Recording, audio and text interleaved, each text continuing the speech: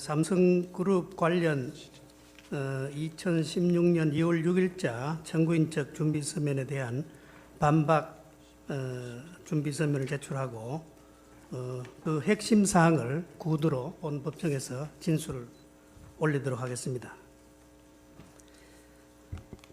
피청구인의 대리인들은 본건 탄핵 소추 이후 현재까지도 현재의 심판 대상이나 여전히 심판 대상이나 적용 법조가 특정되지 않고 오락가락하는 바람에 피청구인을 방어하는 데 큰 혼란과 어려움을 겪고 있습니다. 청구인 측 대리인들의 2017년 2월 6일자 준비서면 소추 사유 이유형 중 삼성그룹 관련입니다. 이 준비서면도 그 전형적인 사례 중에 하나입니다.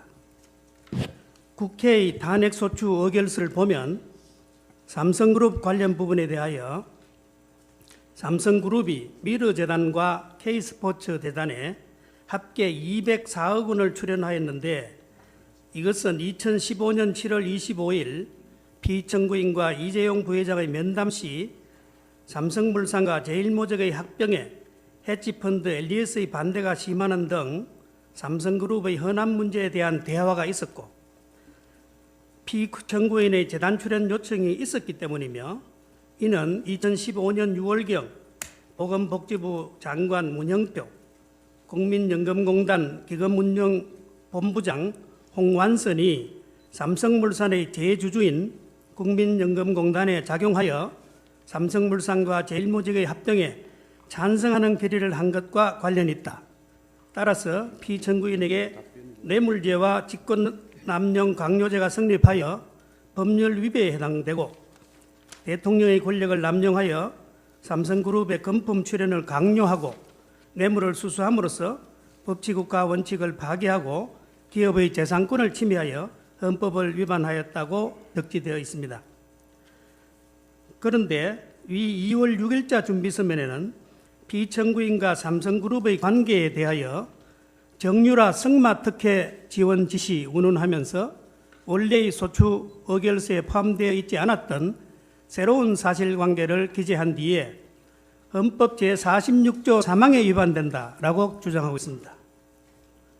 헌법 제46조 3항은 국회의원은 그 지위를 남용하여 국가, 공공단체 또는 기업체와의 계약이나 그 처분에 의하여 재산상의 권리, 이익 또는 직위를 취득하거나 타인을 위하여 그 취득을 알순할 수 없다는 내용입니다.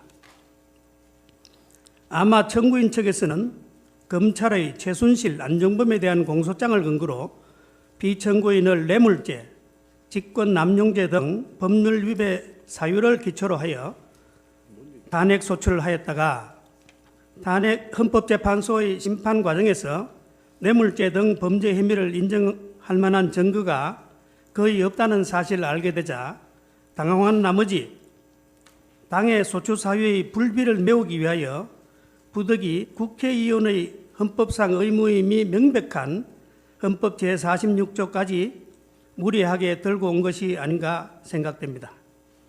당초에 충분한 조사와 증거 확보 없이 시작된 무리하고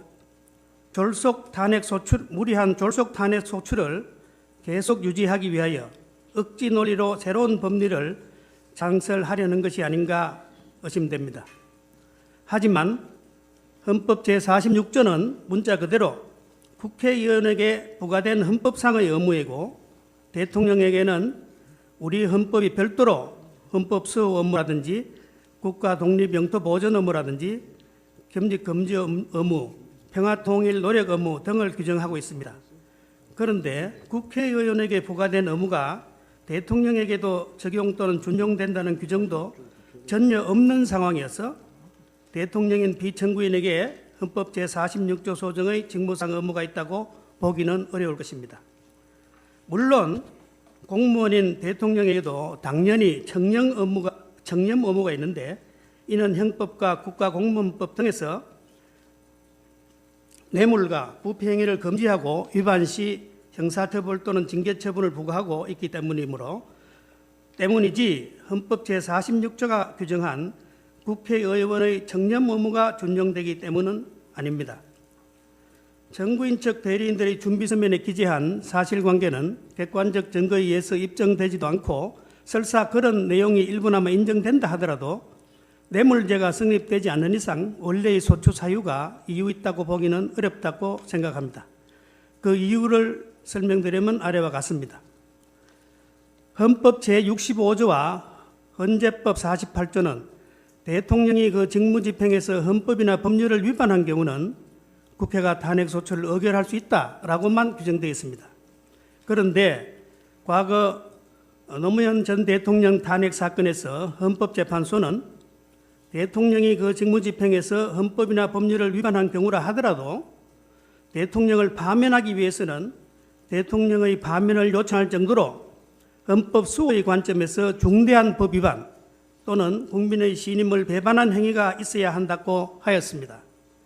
그런데 헌법 수호의 관점에서 중대한 법 위반이란 자유민주적 기본 질서를 위협하는 행위로서 법치국가의 원리와 민주국가 원리를 구성하는 기본 원칙에 대한 적극적인 위반 행위를 뜻하는 것이고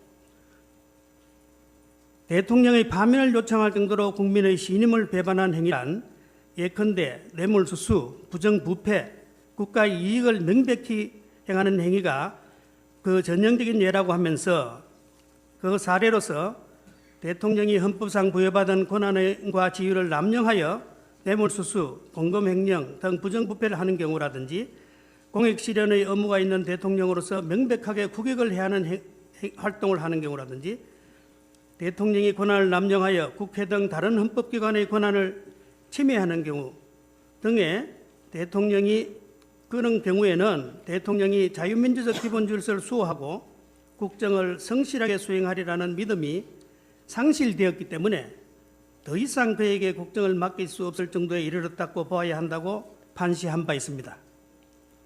그런데 피청구인이 문화융성이라는 정책을 수행하는 과정에서 삼성그룹 등에 대하여 기업의 사회공헌 차원에서 문화 및 체육 분야에 대한 후원을 부탁하여 공익목적문화재단 법인인 미르재단과 K스포츠재단에 금품을 출연하도록 하였다고 하여 그러한 행위가 자유민주적 기본질서를 역행하고자 하는 적극적 의사를 가지고 있었다거나 민주주의 원리를 구성하는 헌법상 기본 원칙에 대한 적극적인 위반 행위라고 할 수는 없으므로 헌법 수호의 관점에서 중대한 법 위반이라고 보기는 어렵다 하겠습니다. 한편 피청구인의 위와 같은 행위가 부정부패나 국가의 이익을 명백히 해야 하는 행위가 아니면 명백하므로 삼성그룹 관련 소추 사유가 뇌물수수의 법률 위배에 해당한다는 점이 입증되지 않은 이상은 국민의 신임을 배반한 행위로서 대통령을 파면할 사유가 되기는 어렵다고 하겠습니다.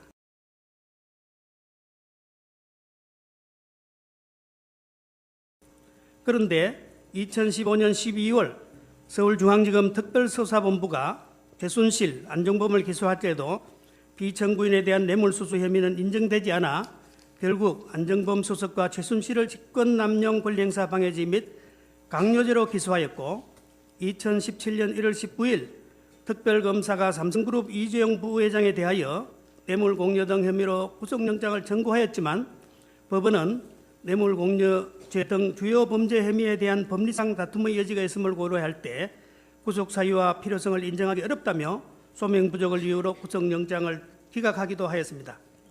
이런 재반 사정을 종합하면 삼성그룹과 관련하여 피청구인에게 뇌물죄가 성립되지 않는다는 점은 논정이 되었지 않나 생각합니다. 따라서 피청구인에 대하여 뇌물죄가 성립되지 않는 이상 소추 의결서 중 삼성그룹 관련 소추 사유는 이유 없다고 하겠습니다. 또한 피청구인에 대한 뇌물죄, 직권남용죄, 강요죄, 공무상 비밀누설죄 등 법률 위배 사항에 대한 소추 사유에 대해서는 별도의 준비서면에서 법리 주장을 상세히 하겠습니다. 마지막으로